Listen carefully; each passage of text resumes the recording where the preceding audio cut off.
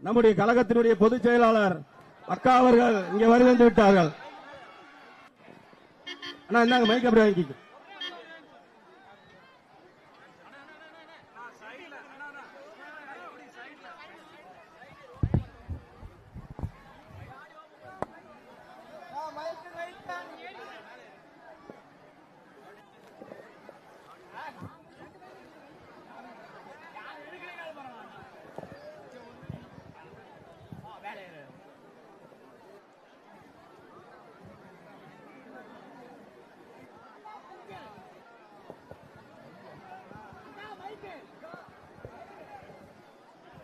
கேக்கலண்ணா? கேக்குதா? கேக்குதா?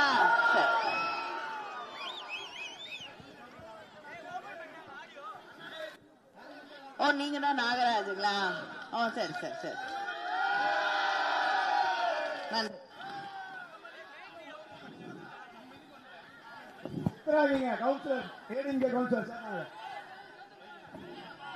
போதும்பா போதும். இங்க வருகை தந்திருக்கிற நகரமன்ற உறுப்பினர் நம்மளோட கட்சியில நமது கழக துணை பொதுச் செயலாளர் முன்பு இணைய இருக்கின்றார்கள். அவர் முன்னாடி வாங்க. சித்ரா செந்தில் பிரச்சாரவான் முன்னாடி வாங்க.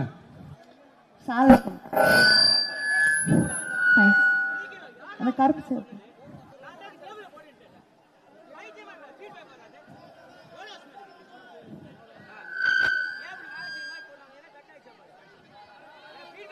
யார் அவங்களா?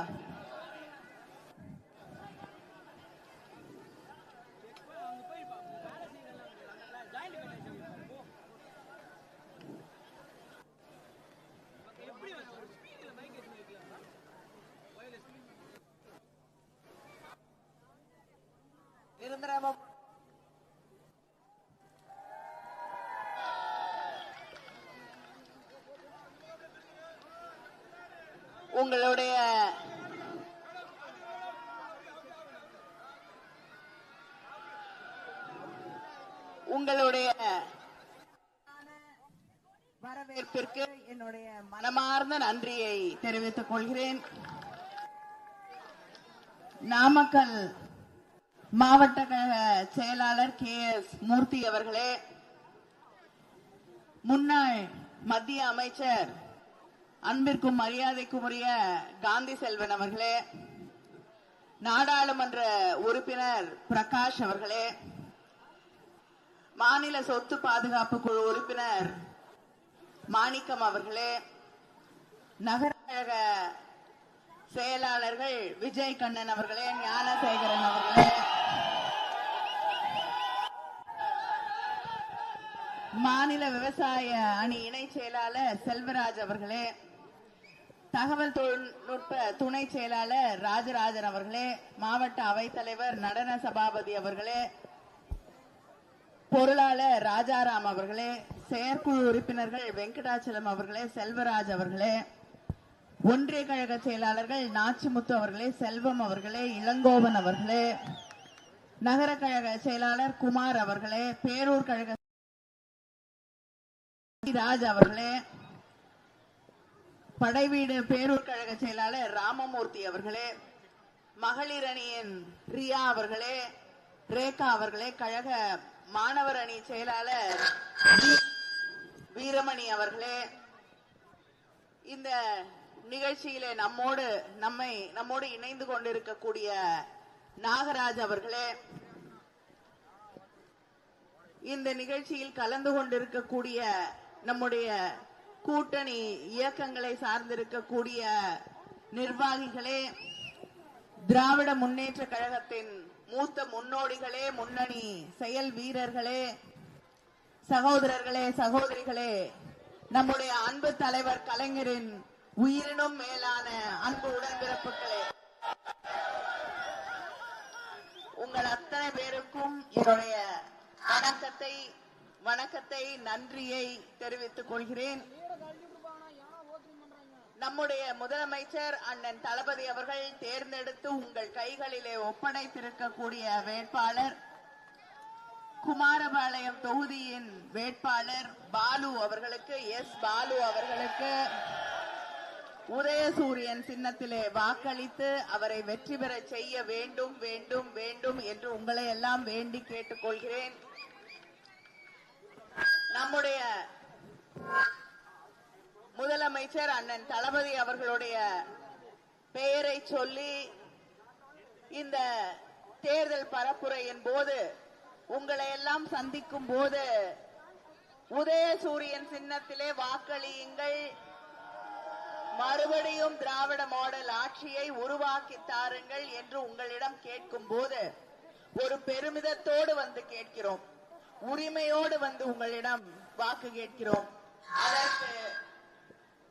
அதற்கு காரணமாக இருப்பது கேக்குதா? என்னாச்சு? மைக் வந்து வந்து போகுது. எடப்பாடி பழனிசாமி இருக்கு மாதிரி இருக்கு மைக்கு.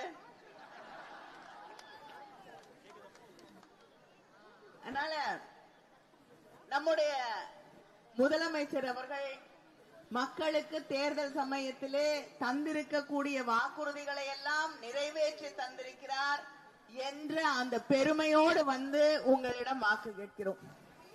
சென்ற தேர்தலிலே முதலமைச்சர் அவர்கள் மக்களிடம், முக்கியமாக சகோதரிகளிடம் ஒரு உறுதியை தந்தார்கள். அது என்னன்னா, உங்களுக்கு மகளிர் உரிமை தொகையாக 1000 ரூபாய் வழங்குவேன் என்று தெரிவித்தார்கள். உடனே எடப்பாடி பழனிசாமி கொடுக்க மாட்டாங்க, கொடுக்கவே முடியாது, எப்படி பண்ண முடியும்னாரு. ஆட்சிக்கு வந்தவுடன் இன்று 1,31,00,000 சகோதரிகள் இன்னைக்கு தமிழ்நாட்டில் அந்த மகளிர் உரிமை தொகை 1000 ரூபாய் வாங்கி கொண்டிருக்கிறார்கள். அடுத்து வரப்போறது நம்ம ஆட்சி தான். ஆட்சி வந்தவுடன் இன்னும் ஒரு மாசத்துல நம்முடைய ஆட்சி வந்தவுடன் நம்முடைய முதலமைச்சர் அவர்கள் அதை 2000 ரூபாயாக உயர்த்தி தருவேன் என்று உறுதி அளித்திருக்கிறார்கள். தலைவர் கலைஞர் அவர்கள் எப்படி சொன்னா செய்வாரோ அதே போல நம்முடைய முதலமைச்சர் அண்ணன் தளபதி அவர்கள் சொல்வதை செய்யக்கூடிய முதலமைச்சர். எத்தனையோ மக்களுக்கான திட்டங்களை செய்து தந்திருக்கக்கூடிய முதலமைச்சர் நம்முடைய முதலமைச்சர். நம்ம வீட்டு பிள்ளைங்க கல்லூரியில போய் படிக்கும் போது அவங்களுக்கு மாதம் 1000 ரூபாய், கல்வியில எந்த தடையும் வந்துடக்கூடாதுங்கிறதுக்காக மாதம் 1000 ரூபாய் தந்து கொண்டிருக்கக்கூடிய தலைவர் நம்முடைய தலைவர் அவர்கள். அதே போல ஆட்சி பொறுப்பிற்கு மறுபடியும் வரப்போகிறோம். வந்தவுடன் அந்த தமிழ் புதல்வன் புதுமை பெண் திட்டத்திலே வழங்கக்கூடிய 1000 ரூபாய் 1500 உயர்த்தி வழங்கப்படும். படிச்சு முடிச்சுட்டு வேலை தேடக்கூடிய இளைஞர்கள், அந்த இளைஞர்களுக்கு வேலை கிடைக்கக்கூடிய நேரம் வரை ஒரு 6 மாதம் அவர்களுக்கு பயிற்சிகள் வழங்கப்பட்டு, வேலை கிடைக்கிறதுக்கான பயிற்சிகள் வழங்கப்பட்டு அவங்களுக்கு ஒவ்வொரு மாதமும் 1500 ரூபாய் வழங்கப்படும். நம்முடைய முதியோர் உதவித்தொகை 1200 ரூபாய் கொடுத்துட்டு இருக்கக்கூடிய முதியோர் உதவித்தொகை தேர்தல் முடிந்து நம்முடைய ஆட்சி வந்தவுடன் 2000 ரூபாயாக உயர்த்தி வழங்கப்படும். விவசாயிகளுக்கு இலவச மின்சாரம் தந்தது நம்முடைய தலைவர் கலைஞர் அவர்கள். இன்று நம்முடைய முதலமைச்சர் அவர்கள் அறிவித்திருக்கிறார்கள். என்னென்ன? எந்தவித மின் கட்டணமும் இல்லாத மின் மோட்டார்கள் 20 லட்சம் விவசாயிகளுக்கு மேல் பயன்பெறக்கூடிய அளவிலே 20 லட்சம் விவசாயிகளுக்கு மின் மோட்டார்கள் வழங்கப்படும் என்று நம்முடைய முதலமைச்சர் அவர்கள் அறிவித்திருக்கிறார்கள். அதைவிட சகோதரிகள் எல்லாம் ஆர்வமாக எதிர்பார்க்கக்கூடிய ஒரு அறிவிப்பு இருக்கு. என்ன அறிவிப்பு?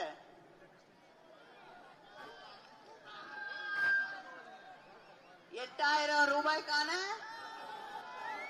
கூப்பன்.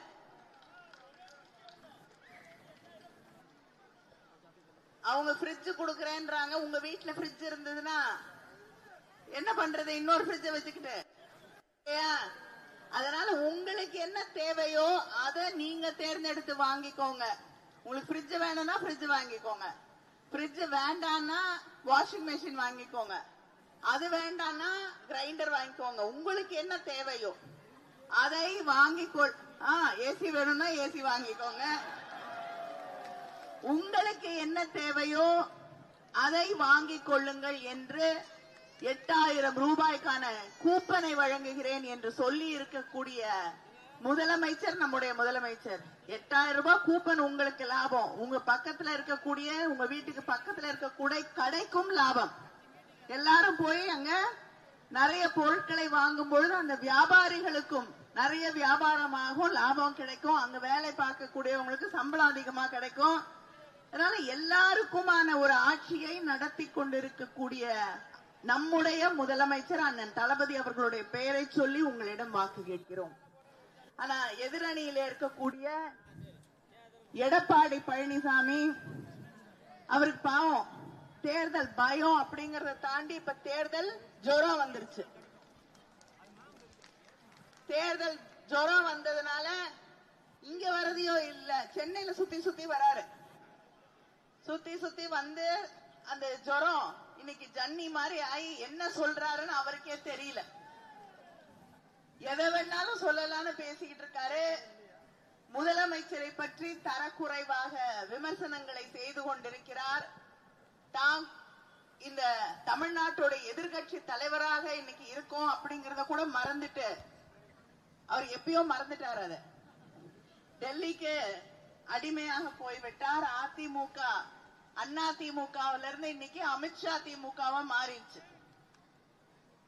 அப்படிப்பட்ட ஒருவர் தான் நமக்கு எதிராக நின்று கொண்டு நம்ம பார்த்து கேள்வி கேட்கிறாரு. என்னன்னு, நாங்க ஆட்சியில் இருந்த பொழுது டெல்லியில இருக்கவங்களோட நல்லா அட்ஜஸ்ட் பண்ணிக்கிட்டு போனோம். அவங்க சொல்றதெல்லாம் கேட்டு தலையாட்டிட்டு இருந்தோம், அவங்களுக்கு கை கட்டி இருந்தோம். அதனால தமிழ்நாட்டுக்கு திட்டங்களை கொண்டு வந்தோம் அப்படிங்கிறாரு. என்ன திட்டம் கொண்டு வந்தாரு? அவர் கொண்டு வந்த ஏதாவது ஒரு திட்டத்தை நீங்க சொல்ல முடியுமா?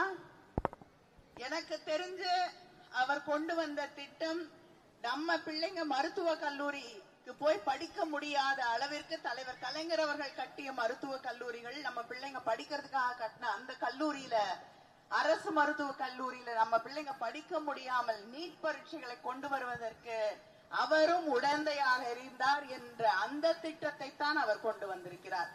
இன்னைக்கு மின்சார கட்டணம் ஏறிக்கொண்டிருக்கிறது. தமிழ்நாட்டில் மட்டும் இல்ல, இந்தியா முழுவதும் இருக்கக்கூடிய மக்கள் அவதிப்பட்டு கொண்டிருக்கிறார்கள், கஷ்டப்படுறாங்கன்னா அம்மையார் ஜெயலலிதா அவர்கள் கூட கையெழுத்து போடாத உதய் மின் திட்டத்துல கையெழுத்து போட்ட துரோகிதான் எடப்பாடி பழனிசாமி. விவசாயிகளுக்கு எதிரான சட்டங்கள் கொண்டு வரப்பட்ட போது, சிறுபான்மை மக்களுக்கு எதிராக கொண்டு வரப்பட்ட சட்டங்கள் அதுக்கும் உடந்தையாக இருந்து கையெழுத்து போட்டவர் தான் எடப்பாடி பழனிசாமி. மின்சார 2 பேரும் தான். ஒண்ணு அவர் டெல்லிக்கு போவாரு, அவர் போக எடப்பாடி பழனிசாமி டெல்லியில போய் கை கட்டி நிப்பாரு. அவர் போக முடியலன்னா இங்க இருக்கக்கூடிய அமைச்சர் தங்கமணி அவர்கள் போவார். மாத்தி மாத்தி அங்க கியூல போய் நின்று கை கட்டிட்டு இருக்கக்கூடியவர்கள் தான் இவர்கள். தொடர்ந்து அவங்களுக்குள்ளேயே போட்டி. தமிழ்நாட்டுக்கு யார் அதிகமா, அவங்க கட்சிக்குள்ளேயே போட்டி, யாரு தமிழ்நாட்டுக்கு அதிகமா துரோகம் பண்றதுன்னு.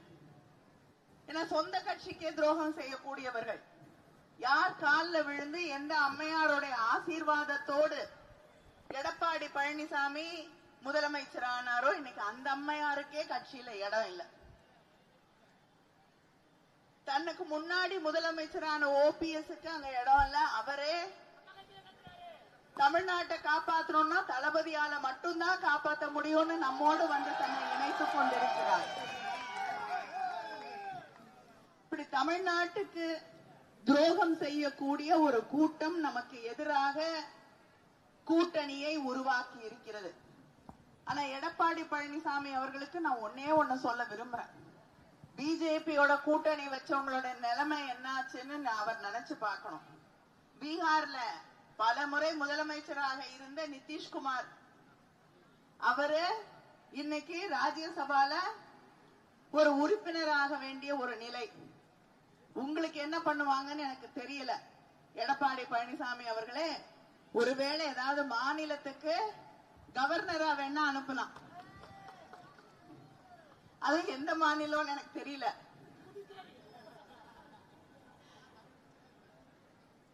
அதுவும் எப்படி நீங்க போய் எப்படி கேக்குறீங்க அப்படிங்கறத பொறுத்துதான் நல்ல மாநிலமா அனுப்புறாங்களா இல்லன்னா வேற எங்கேயாவது பிரச்சனை இருக்கக்கூடிய ஊரா அனுப்புறாங்க.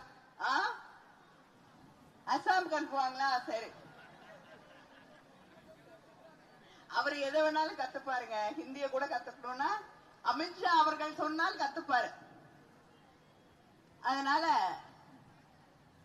ஹிந்தி அவங்க திணிச்சுக்கிட்டே இருக்காங்க. நான் கேக்குறேன், அங்க மத்தியில இருக்கக்கூடிய ஒன்றிய அரசாங்கம் பல திட்டங்கள் அறிவிக்குது, பல திட்டங்களுக்கு பேர் மாத்துது. மகாத்மா காந்தி தேசிய ஊரக வேலை உறுதியளிப்பு சட்டம், அதுக்கு பேரை மாத்திருக்காங்க. பேரை மாத்தி அந்த 100 நாள் வேலை கொடுக்காம இருக்கிறதுக்கான எல்லா வழியும் பார்த்துட்டாங்க. பேர் என்னன்னா Viksit Bharat guarantee for Rozgar Aajeevika mission Gramin. இது யாருக்காவது புரியுதா? வாயில கூட வரமாட்டேங்குது. இன்னொன்னு, வறுமை கோட்டு கீழே இருக்கக்கூடிய குடும்பங்களுக்கு இலவச கேஸ் அணைப்பு திட்டம், அதுக்கு பிரதான் மந்திரி உஜ்வாலா யோஜனா. திருத்தப்பட்ட தேசிய வேளாண் காப்பீட்டு திட்டம், பிரதான் மந்திரி ஃபசல் பீமா யோஜனா. எந்த விவசாயிக்காவது இந்த திட்டம் என்னன்னு புரியுமா? இந்திரா நினைவு குடியிருப்பு வீடு கட்டும் திட்டம், பிரதான் மந்திரி, எல்லாமே பிரதம மந்திரி தான். பிரதான் மந்திரி கிராமீன் ஆவாஸ் யோஜனா. அது யோஜனான்னா என்னன்னு தெரியல. யோஜனா இல்லன்னு அர்த்தமா? சரி. தேசிய கிராமப்புற வாழ்வாதார இயக்கம், தீன் தயாள் உபாத்யா கிராமீன் யோஜனா. ஒவ்வொரு திட்டத்திலையும் ஹிந்தி திணிப்பு, சமஸ்கிருத திணிப்பு. ஒவ்வொரு மசோதாவிலும் ஹிந்தி திணிப்பு, சமஸ்கிருத திணிப்பு என்று நம் மீது எந்தெந்த வழிகளிலே ஹிந்தியை திணிக்க முடியுமோ திணித்துக் கொண்டிருக்கக்கூடிய கூட்டத்தோடு தான் எடப்பாடி பழனிசாமி அவர்களும் இங்க இருக்கக்கூடிய உங்களுடைய மாஜி அமைச்சர் அவர்களும் கைகோர்த்து கொண்டு இங்க மேடையிலே நின்று கொண்டிருக்கிறார்கள். இப்படி தமிழ்நாட்டுக்கு துரோகம் செய்து கொண்டிருக்கக்கூடிய கூட்டம் இந்த தேர்தலிலே அவர்களுக்கு நாம் சரியான பாடத்தை சொல்லித்தர வேண்டும். ஏனென்றால் இந்த தேர்தல் நம்முடைய முதலமைச்சர் அடிக்கடி சொல்லுவது போல தமிழ்நாட்டுக்கும் டெல்லிக்குமான தேர்தல். என்னுடைய தேர்தல் பிரச்சாரத்தை நான் கீழடியில தான் தொடங்கினேன். ஏன்னா கீழடி தமிழ் நாகரீகத்தின் பெருமையை இந்த உலகத்திற்கு எடுத்து சொல்லக்கூடிய இடம். தமிழர்களின் தாய்மடி கீழடி. ஆனா அங்கிருந்து வரக்கூடிய ஆய்வறிக்கையை நம்முடைய முதலமைச்சர் அறிவியல் பூர்வமாக வெளியிட்டிருக்கக்கூடிய அந்த ஆய்வறிக்கையை அவர்கள் ஏற்றுக்கொள்ள மறுக்கிறார்கள். அவங்களுடைய ஆபீசர்ஸும் சேர்த்து ஏற்றுக்கொண்ட அந்த ஆய்வறிக்கையை ஏற்றுக்கொள்ள மறுக்கிறார்கள். ஏன்னா அவங்க மறுபடியும் திணித்துக் கொண்டிருக்கிறார்களே RSS கருத்து, அதற்கு எதிராக இது மாறிவிடும் என்பதற்காக. அதனால இந்த தேர்தல் என்பது கீழடிக்கும் நாக்பூருக்குமான தேர்தல் என்பதை நாம் மறந்துவிடக் கூடாது. இவங்களுக்கு இந்த மண்ணிலே, தமிழ்நாட்டிலே, தந்தை பெரியாரின் மண்ணிலே, பேரறிஞர் அண்ணாவின் மண்ணிலே, தலைவர் கலைஞர் அவர்களுடைய மண்ணிலே இடம் இல்லை இல்லை இல்லை என்பதை இந்த தேர்தலிலே அவர்களுக்கு நாம் ஒரு பாடமாக சொல்லித்தர வேண்டும். இந்த தேர்தல் வெற்றி என்பது ஒரு மிக முக்கியமான வெற்றி.